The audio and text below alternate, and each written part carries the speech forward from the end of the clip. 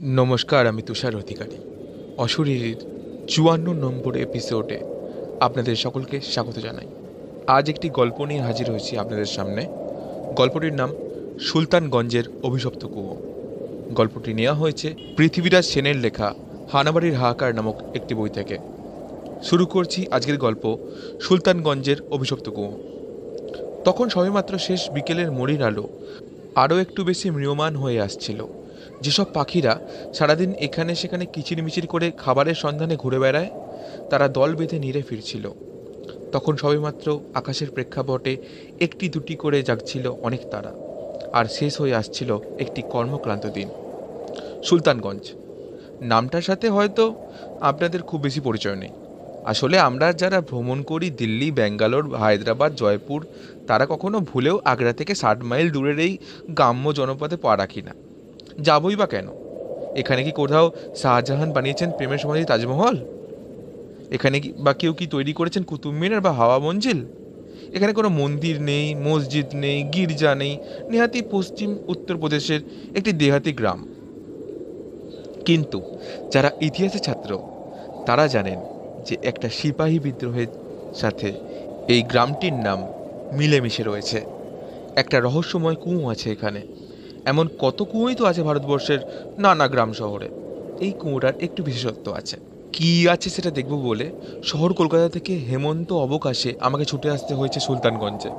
সুলতানগঞ্জে পা দেওয়া মাত্রই আমার সঙ্গে আলাপ হয়ে গেল এক যুবকের, যার নাম গুলাব সিং।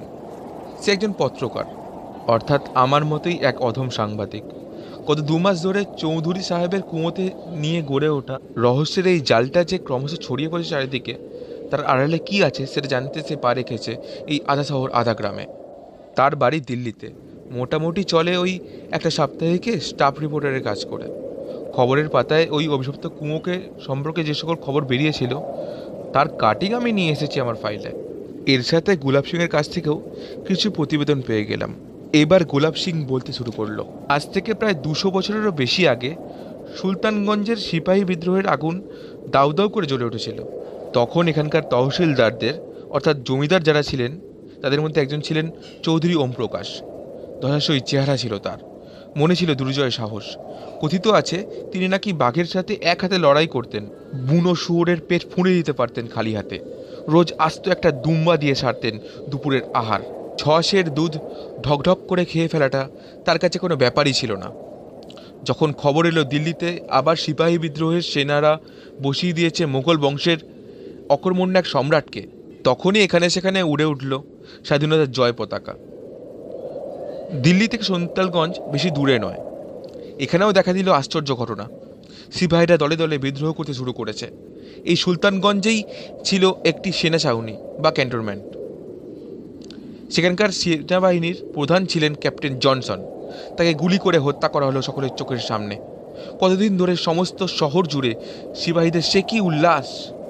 যে কয়েক ঘর ইউরোপীয় ছিল, তারা ভয় ঠকঠক করে কাঁপছে তাদের ঘরের দরজার আগল বন্ধ করে। ঠিক সেই মুহূর্তেই রঙ্গমঞ্চে এসে দাঁড়ালেন চৌধুরী ওমপ্রকাশ। মনে প্রাণে তিনি ছিলেন ব্রিটিশদের সহযোগী। সামান্য উৎকোচের লোভে শুরু হলো তার বিশ্বাসঘাতকতা। তখন সিপাহী বিদ্রোহের সেনারা যথারীতি অনেকটাই শায়েস্তা হয়েছেন ব্রিটিশ সেনাদের হাতে। এখানে সেখানে সমর্পণ করেছে সিপাহী বিদ্রোহের অনেক নেতারা। বলা যেতে পারে একেবারে ঘুরে গেছে পাশা। সুলতানগঞ্জে যে কয়েক ঘর ইংরেজ ইউরোপিয়ানরা ছিল, তারা সকলেই চৌধুরী ওমপ্রকাশের হাভেলিতে নিরাপদ আশ্রয়ে চলে গেল। শুধু তাই নয়, চৌধুরী ওমপ্রকাশের পোষা নেতাদের দল ঝাঁপিয়ে পড়ল সিপাহীদের ওপর। এবার শুরু হলো দুপক্ষের মধ্যে দারুণ লড়াই। শয়ে শয়ে সিপাহীর মাথা ফাটল, অনেকে আরও বেশি আহত হলো, অনেককে বেদমভাবে প্রহার করা হলো চাবুক দিয়ে। ইতিমধ্যে দিল্লি থেকে সুলতানগঞ্জে পৌঁছে গেছে ঘোড়া সৈন্যের দল। তারা ঘোড়ার পিঠে চড়ে সমস্ত শহর জুড়ে দাপিয়ে বেড়ালো। চোখের সামনে যাকেই পায় তাকেই নিয়ে গিয়ে প্রচণ্ড প্রহার করে। সে এক নিদারুণ অরাজক অবস্থা হয়ে দাঁড়ালো। হঠাৎ একদিন মাঝরাতে বাতাসের বুক চিরে ছড়িয়ে পড়ল সেই আশ্চর্য দুঃসংবাদ, চৌধুরী ওমপ্রকাশ নাকি আত্মহত্যা করেছেন নিজের শোবার ঘরের সিলিংয়ের সাথে ফাঁস লাগিয়ে। তার প্রাণহীন শরীর দেখলে ভয়ে শিউরে উঠতে হয়। কেমন করে ঘটল এই ঘটনাটা? কেউ কোনোদিন উত্তর দিতে পারছে না। চৌধুরী ওমপ্রকাশের মনের মধ্যে কি কোনো রকম কোনো লুকোনো ব্যথা ছিল? জীবনের সফলতা বলতে যা বোঝায় তা পুরোপুরি অর্জন করেছেন তিনি। তারই নির্দেশে হাজার হাজার মানুষ ওঠা বসা করে। বিশাল হাভেলি আছে তার, তার 8টি ঘোড়ার ব্রুহাম গাড়ি আছে, অনন্ত অর্থের মালিক তিনি।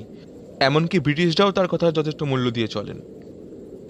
তাহলে চৌধুরী ওমপ্রকাশের আত্মহত্যার অন্তরালে সত্যি সত্যি কি কোনো রহস্য ছিল, যা কোনোদিন জানা গেল না? প্রথম অঘটনটা ঘটে 2 বছর আগে, জুন মাসের 23 তারিখে। ঠিক মতো বলতে গেলে 1998 সালের 23শে জুন। চৌধুরী ওমপ্রকাশের হাভেলিতে সামনে আছে যে বিরাট কুঁয়োটা, সেখান থেকে হঠাৎ শোনা যায় একটা বুক চাপা আর্তনাদ। মনে হয় কে যেন তার কোনো কৃতকার্যের জন্য অনুশোচনা করছে। স্বভাবতই ভেঙে যায় গায়ের লোকের ঘুম। ঘুম ভাঙা চোখে সকলে ছুটে আসে। অনেকে ভেবেছে গ্রামে বুঝি কোনো অলৌকিক অত্যাচার শুরু হয়ে গেছে। হাতের কাছে যা ছিল, সরকি, লাঠি, তরোয়াল, যে যা পেয়েছে হাতের সামনে নিয়ে চলে এসছে। কিন্তু কোথায় কি, কোনো মানুষের চোখে কিছু পড়ছেই না। শুধু ওই কুয়োর ভেতর থেকে একটা বুক ফোটা আর্তনাদ বেরিয়ে আসছে। পরদিন সব চুপচাপ, যেমন ছিল আগের মতোই তেমনই দিন কাটতে থাকে। জুনের পরে আসে জুলাই। লোকে ভুলে গেছে 1 মাস আগের বুকচাপা আর্তনাদ। এবার টনক নড়ল সাংবাদিকদের। ব্যাপারটা ছড়িয়ে পড়ল অনেক দূর। 23শে আগস্ট সেখানে হাজির হলো দেশের নানান প্রান্ত থেকে সাংবাদিকদের দল। এমনকি টিভি সিরিয়ালের লোকেরাও যন্ত্রপাতি নিয়ে হাজির হলো কুয়োর চারপাশে। কোথাও কিচ্ছু নেই। রাত 12টা হওয়ার সঙ্গে সঙ্গেই সেই আর্তনাদটা ক্রমশই আরও বেশি ছড়িয়ে পড়তে থাকে বাতাসে।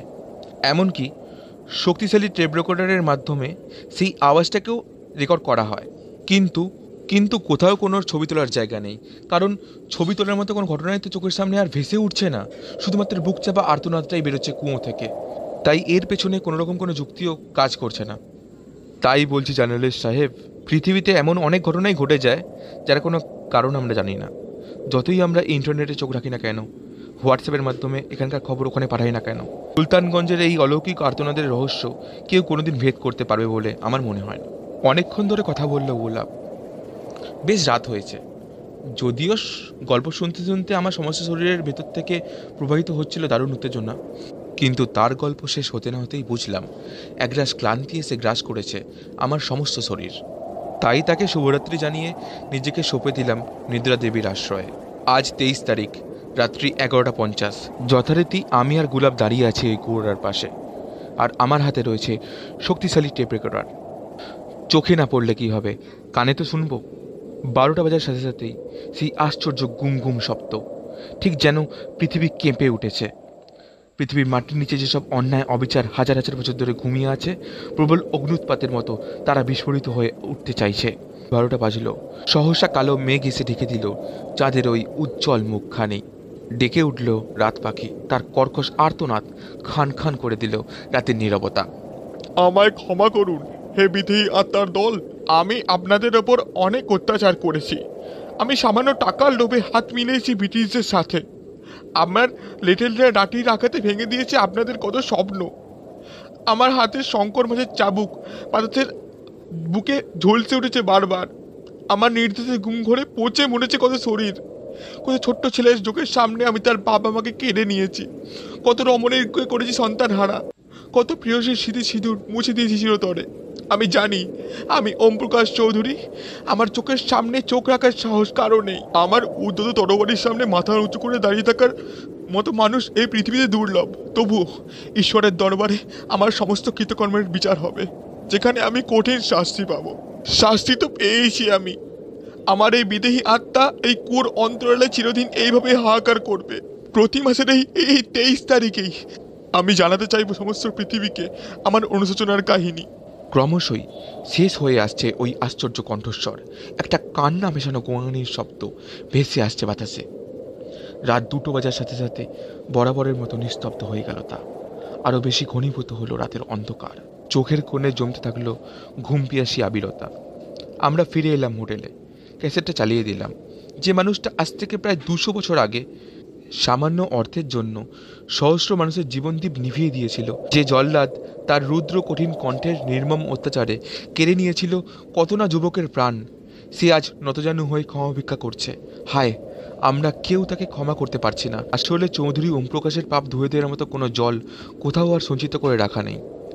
তাই তো প্রতি মাসের 23 তারিখে রাত 12টায় এমনভাবেই কাঁদবে সে। তার কান্না কোনোদিনও শেষ হবে না। এই ছিল আজকের গল্প সুলতানগঞ্জের অভিশপ্ত গুঁয়ো। দয়া করে জানাবেন গল্পটি কেমন হয়েছে। যদি পছন্দ হয় তাহলে দয়া করে লাইক, শেয়ার এবং চ্যানেলটিকে সাবস্ক্রাইব করে দেবেন। আপনারাও চাইলে নিজেদের লেখা কোনো ভৌতিক গল্প বা আপনাদের সাথে ঘটে যাওয়া কোনো ভৌতিক অভিজ্ঞতা আমাকে পাঠাতে পারেন। পাঠানোর সমস্ত মাধ্যম, যেমন আমার ইমেল আইডি, আমার হোয়াটসঅ্যাপ নাম্বার, আমার ফোন নাম্বার, সমস্ত কিছুই আমি ডেসক্রিপশানে অ্যাড করে দেবো। আজকের মতো এখানেই টানছি, আবার ফিরে আসবো আগামী সপ্তাহে। সকলকে জানাই গুড নাইট, শুভরাত্রি। সকলে ভালো থাকবেন। নমস্কার।